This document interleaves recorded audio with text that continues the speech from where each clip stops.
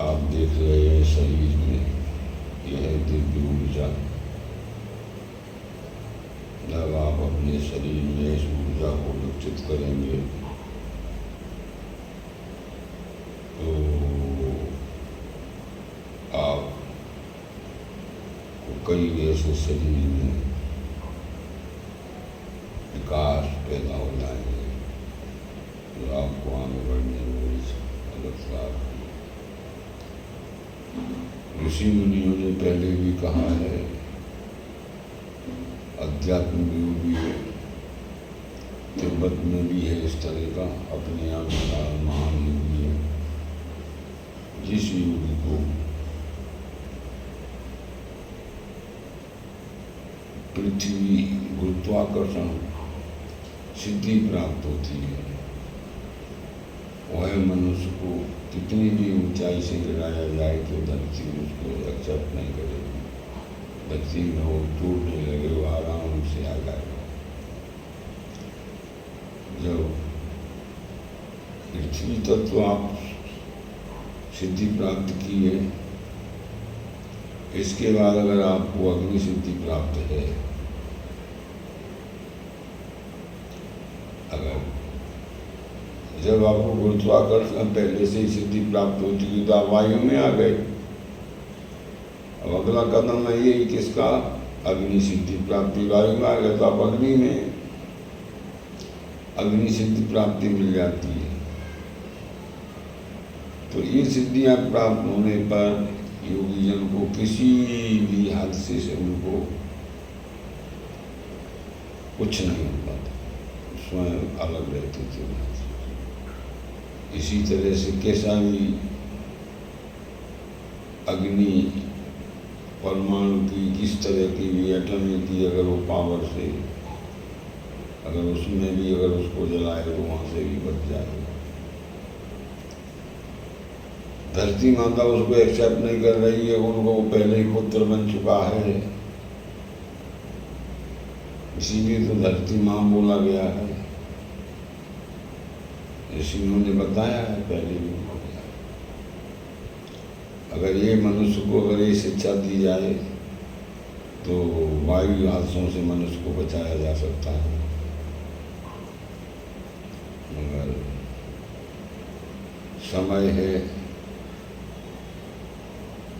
आगे इस ऊर्जा का विकास करने का। जरूर विश्व में खोज करेंगे, अपने शरीर के अंदर दिखेंगे कि ऊर्जा हमारे अंदर विद्यमान है। इस ऊर्जा ये आप रोग मुक्त हैं, आप आयु से इसका कोई नहीं है। आप कितनी भी आयु है, आपकी 70 की है, 80 की है, 100 की है, 150 की है, ये निर्भर है आपके ऊपर कि इसी मित्रा का परम पिता परमात्मा का धन जो मीरा बाई ने बोला है नहीं कि अब तो धन बेल फैल गई आनंद फल होगी।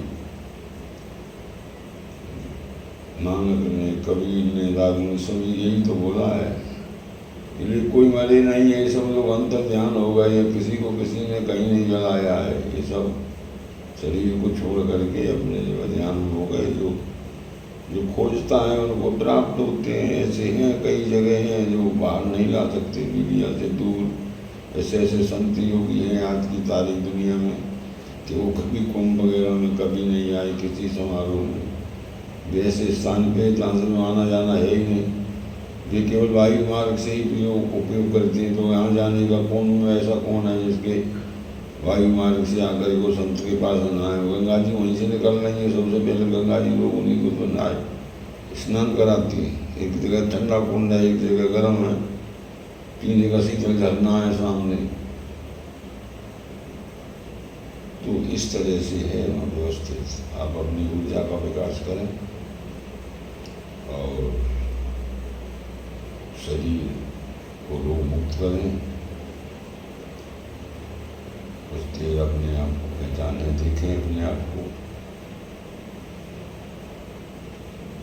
शरीर कई आवाज़ें आ रही हैं इसमें, दुनिया भर से चीख पुकार मची हुई है शरीर के अंदर। अब ध्यान, आप स्थिर होकर भी ध्यान से सुने तो आपको सत्य है कि आपको सुनाई देने लगेगा, अंग अंग आपसे बात करेगा। जब आपको फिर अंग चेतन शक्ति प्राप्त हो जाएगी तो जिस अंग को आप पुकारेंगे वो अंग अपने आप अड़कने लगेगा आपका। ये है, सब अपना निरीक्षण करें डेली, कैसे हैं जिस तरह से, और अपनी बॉडी में देखें संसार में बसा हुआ है। आप हेड हो, आप सबको निकालिए, सबको लाइन में लगा करके उनसे जो है वर्क कराएं। तन है सच्ची वगैरह। फिर देखो ऊर्जा का विकास श्वास के माध्यम में, श्वास के बहुत माध्यम है जो आपको कई किताबों में मिलेंगे, लोगों ने पढ़ाई करे, सब देखें, फिर अपने आप निकलेगा भीतर से। अभी ऊर्जा का विकास है, बॉडी को में से प्रकाश दिखाई देगा आपको, देखेंगे आप।